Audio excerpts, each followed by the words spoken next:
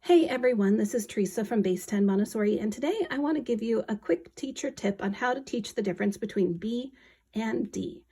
Now, it's very common for children in the 3 to 6-year-old environment to get these two mixed up. Now, it's also very common for children with dyslexia. However, if you see that they're having some letter reversal in the 3 to 6-year-old environment, it's very normal, it's very common. It's not something you need to worry about as far as dyslexia goes, unless you see a multitude of other symptoms as well. So I just want to put your mind at ease. If you're seeing some letter reversals, especially with something as difficult as this, it's perfectly common. It's perfectly normal for 3 to 6-year-olds to do that. Now, if you want to teach them how to learn the difference between B and D, there's actually something that I learned in my orton-gillingham training. Here's the tip that they showed me in training. You have to go ahead and make your bed. And do you see when you do this, this lines up with the B and this lines up with the D. So B, D, bed. When it comes to the younger ages though, this can still be a bit tricky. So what I've done for my classroom is I've created a control of error to help them figure it out.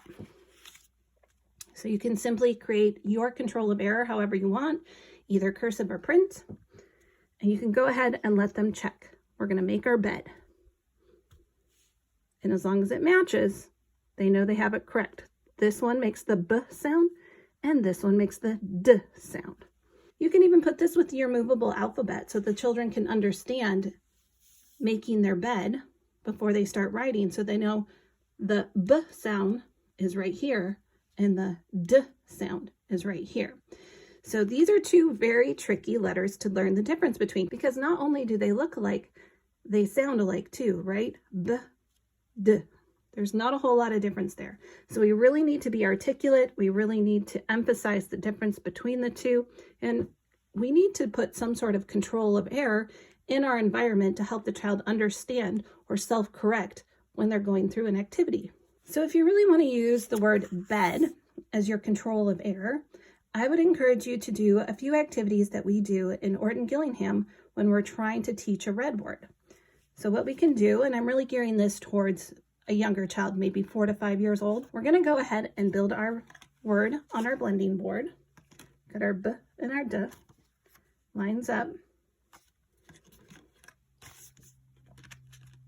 We're going to do a series of activities of just spelling it out. We're going to say B-E-D spells bed. You're going to want to do that 4 or 5 times. B-E-D spells bed. You can do that with a blending board and cards. You can also arm tap it. B-E-D spells bed. Again, you're going to want to do that 4 or 5 times. Now we can also get out our sand tray or our texture tray and spell it out there. B-E-D spells bed. Whether you use cursive or print is totally up to you, but also remember that we're going to use our control of error when we spell. Make sure that the orientation is the correct way. We can even use our cursive sandpaper letters or a cursive movable alphabet to make sure that we can match these up, because the orientation still goes the same way.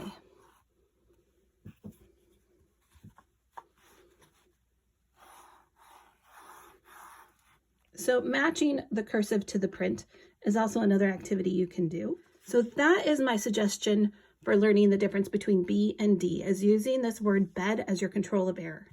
Now we also have a few other letters that can create some problems for children, and they do look a lot like B and D as well. So here's a couple tips that I have for going through P, G, and Q. So we have P, and I say P pretends to be a peg. And here's the peg leg right here. So P pretends to be a peg. And Q wears a cape like a queen. Do you see the cape right here? So I'll point out that this looks a bit like a cape for a queen. So Q wears a cape.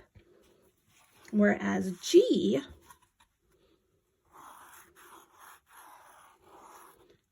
wears a gown because it's glamorous. So just make sure that cape always goes on the back, right? It goes backwards because the cape goes on the back. And this just is like a skirt on a gown. So these were just a few ideas that I've used in my environment. If you have some good ideas, if you've used a few activities that have really helped out in your environment, whether it's in the classroom or the home environment, I would love to hear from you. So put your comment down below and I'll be sure to read it. And don't forget, like, share, comment, and subscribe, and I will see you in the next video.